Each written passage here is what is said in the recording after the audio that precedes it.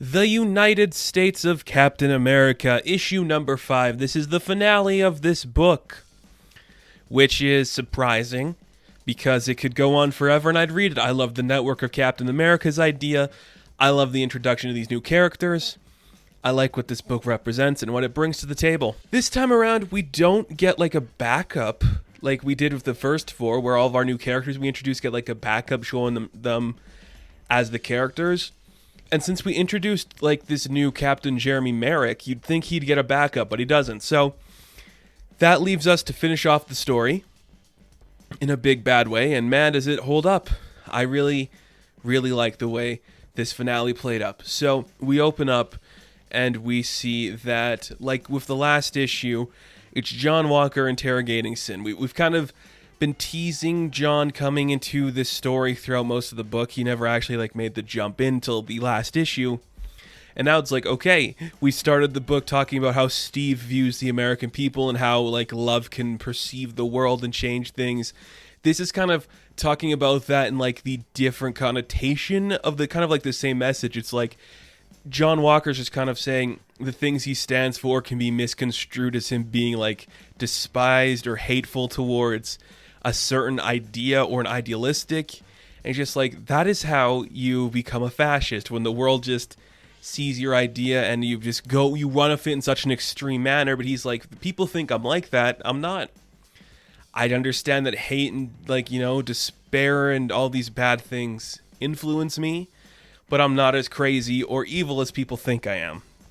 So as he's interrogating Sin, we open up on this newscaster who is spewing his nonsense about Captain America in a very negative connotation.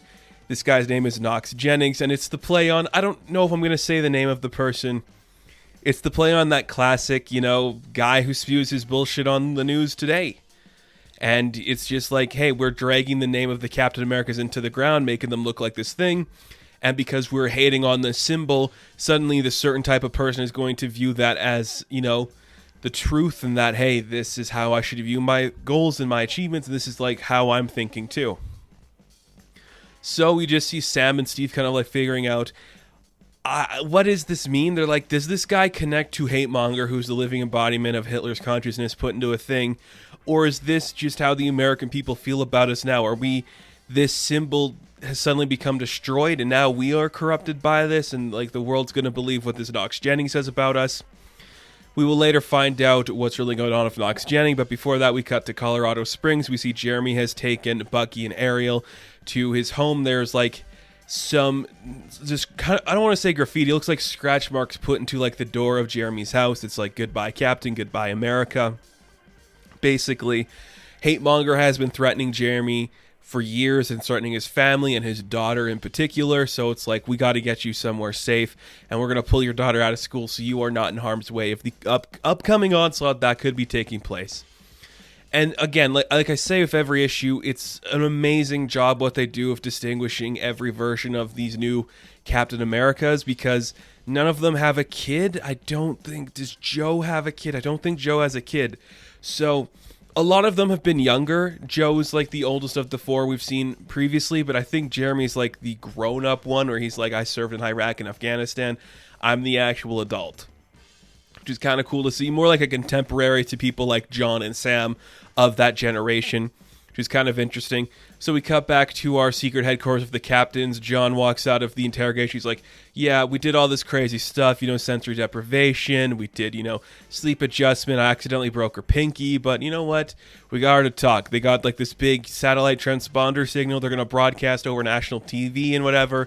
And basically, what the plan is going to be, it's just awesome. We're going to, I love this plan because it's just both perfectly classic Captain America and such a great political statement. We're going to use the like fragmented shield of like Steve Rogers, like his actual symbol of his shield, use it to hypnotize people, and they're going to become brainwashed to think that the Captain Americas are terrible. And I'm like, that is amazing. That is just an amazing idea that I love it. It's just so funny. And it just works so well. It's also very like political and accurate for everything this book has been portraying. They don't want to make Steve the martyr. They want to destroy his symbol from within, and that's the perfect way to do it. So as they are figuring out what their next step's going to be. Speed Demon, who is no longer hypnotized, comes in to kind of like wreak havoc on Sin. And he's like, look, I ain't a perfect guy, but I ain't no Nazi, so I'm not helping you. And he wants to attack her, but she easily just like knocks him down, and she escapes because of that. And she gets a ride from Adam Krieger, and suddenly we have to get things back on track. So we cut back to Bucky, and he gets a call from Steve like, yeah, we are headed out right now. We need to get back here. It's an all Captain America's on deck situation. But throughout this book, which I think is very fascinating, Bucky is kind of hesitant to don the Captain America suit or be referred to as a Captain America thing. He just kind of like the fact that he's still operating as the Winter Soldier currently makes him think that Steve is treating him as lesser than a Captain America. Of course, that's not what Steve is doing at all, but he's just kind of like trying to ease, Bucky back into this world. So they're going to send Jeremy and Jeremy's daughter just away so they're a little bit safer. And basically it's just like, how are we going to figure all this stuff out and get out of here? I like it a lot. Jeremy's an interesting character. Again, Joe, I still think is my favorite just because that design is flawless and that character is just so interesting. But Jeremy's a good fit for this too. So Steve, John, and Sam are headed to this lighthouse, which could be the thing that's broadcasting the signal. They're pretty much just like trying to sneak in and figure it out, but it looks like they were set up, so there's like a big explosion.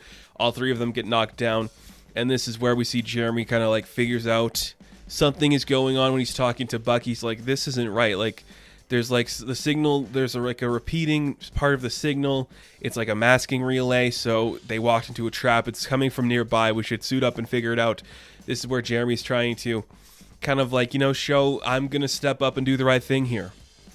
But also, something that we've seen throughout every single one of these issues too, is that all of these new Captain Americas represent a certain type of person. Aaron was like for the railroads, and Nichelle was just like for the protests. Then we saw Joe was for like reservations, and Ariel was for like campuses and colleges. Jeremy is kind of like the Captain America for the military, and he's just like, I served a lot of tours. I saw a lot of these like young men and women going overseas to fight this battle that we don't understand and that we don't know. And when they come back, they do this job because they need the money. When they come back, I'm here to help them get their life back on the right track. Not in terms of like getting them like, vehicles or anything, just like mental health care, like actually supporting them for the things that they had to do over there. That's his role. So now it's Jeremy, the Captain America of the military, to step up and become a Captain America suited up, and it's kind of cool. So we cut back to somewhere nearby, I guess. We see the full-on hate monger in just a terribly, terrible costume. Very Ku Klux Klan meets, Darth Vader meets Chernobog. And he's got Sin there, and there's Krieger there, and they got them all captured. And basically we see that this is the plan. We're going to use Knox Jennings, who is Krieger dressed up as this creature, just like, yeah, we are going to attack the public consciousness with the vision of yourself. So they kind of use some skills there, and they hypnotize Steve to see what they're going to make the world see. For Captain America, it's like this hellish landscape where the shield's this destructive thing. Everyone in the Captain America suit, everyone that bears that symbol, is a monster and a parasite and a demon, and it's just pretty dark stuff. Like, that looks really cool. I really like that plan just because it's so over the top and bizarre, but it somehow just makes sense. So we see eventually as Jeremy is flying his private plane over top of, where did they say it was? I can't remember where they said it was, but Bucky's finally accepted his role as the Captain America. Whether he likes it or not, he has to become a Captain America, and him and Ariel jump out of the plane. He's wearing that classic suit. This is when I first started reading comics. Bucky was Captain America, and that's the suit he wore, so it's cool to see it again. I think it looks sharp. It's a really nice design. Ariel's design looks cool too. So they kind of land down. Bucky throws an explosion, knocks out some people, and they show up, free everybody, and basically it's like, let's get to work. So this is great. There's a big reveal where it's like, how many Captain Americas is there? And it's like, oh, there's a truckload. And then we see coming through every corner of the building is like 100 different, well, not 100, but there's like 10 different Captain Americas. There's like a race car one. There's a guy with like a suit and tie. There's one that looks like he's a footballer. Then you see, Nichelle's back, Aaron's back, Joe is back, but Joe's not in that scene. And they just take down the Nazis. It is just a great scene. They just kick the shit out of Krieger. They take down Sin. I like it a lot. We see that Jeremy traps Hate Monger back in the box that he was put inside, and I'm like, yep, It's all you got to do. It's all you got to do. But because Knox Jennings was supposed to be broadcasting recently, the broadcast is still live, so they kind of have to figure out what they're going to talk about. But Steve's like, no, I'm not going to say anything. I think we should leave it to you guys. And all of these new Captain Americas are just kind of like, no, what? Maybe, and it's just Aaron, in classic Aaron fashion, who just shows up and goes, hey, I got this, don't worry. Yo, we're the network of Captain Americas. You might think we're bad people or we did the wrong thing, but I'm here to tell you, we didn't. We care about you and we're trying to do the thing, but America's kind of weird, you know? It's like this vast place with millions of people and 50 states, but if you go, 50 feet or 50 miles, suddenly no one likes you and it feels like you're in a completely different country. But I get it, and it sucks, and something about that makes it special, and it just kind of means, whether the world sucks for you or it's good for you, whatever you're feeling at any given time, the truth is we got your back, and we just get a nice page seeing all the Captain Americas and like, hey, maybe you're not a Steve fan, maybe you're not a Bucky fan, but there's a Captain America for you, and we're all supporting each other and support what we do together. It's a nice way to end the book. Just a nice little wrap up where it's like, yeah, we don't need to stay the welcome of the people beating up Nazis. We know they're Nazis. We can beat them up, and we can have this nice moment where it's like, yeah, America is crazy and dark and scary, but it's kind of cool too. And no matter what happens in the world, there's always going to be a Captain America to care for you and look out for you. And I think that's kind of a nice way to wrap it up. So we do cut to a few weeks later. Steve is walking through the Smithsonian, and he's like, my shield is going to go on display here before all this bad stuff happened. And he's just looking up at where the shield is now, and next to it is the shield of the U.S. agent. It's the shield of Bucky and Sam, and Joe Gomez has a shield up there, and we see that Aaron's got his shield up there. And it's just a nice little way to show, like, yeah, well, Captain America's more than just me now. It's an entire world. It's an entire thing. And his little kid sees him. He's like, hey, are you Captain America, Steve Rogers? He's like, yeah, I am, kid. And he's like, you know what, Leo? I might be Captain America, but I think everybody in here is too. And I'm like, that's a beautiful way to end the book. Just a nice little wrap-up where it's just Steve having a good moment and a classic thing. There's always a Captain America museum somewhere, so what a nice way to end it. It's a positive, nice way to show you, like, yeah, the world sucks, but Captain America will always be Captain America. You can't destroy that symbol. Even if America is in turmoil and not the best place to be, there's still something in there that's made it great and made it America, which is kind of an interesting concept to play with.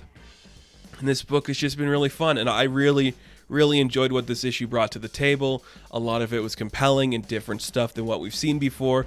I don't know if this was intentional or not. I'm going to assume it's intentional. I love that the cover, it just has the 4 original Captain Americas kind of positioned like Mount Rushmore. It's a very fascinating thing to do, but just a great wrap up to show this political story that, yes, Captain America has to be a political book. Everything about it just worked, and every character got a beautiful moment to punch a Nazi and do the right thing. What else could you ask for in a Captain America book? I don't know. I cannot wait to see what Christopher Cantwell does next, because he's one of my favorite guys writing today, and he clearly gets these classic characters when it comes to Marvel. So it's exciting to see what's next, and this was a great mini-series for Captain America just to kind of expand the world a little bit. I have no doubts that we're going to see these characters appearing again. Some of them maybe more so than other ones, but I don't be surprised if you see the big 5 that we just introduced coming back in some capacity. So, The United States of Captain America, issue number 5. I'm going to give an 8 out of 10. And thank you guys for watching this review. Be sure to like and subscribe to the channel. As always, you can check me out on Instagram, TikTok, and Twitter. I will catch you in the next one. Have fun. Stay safe. Good luck.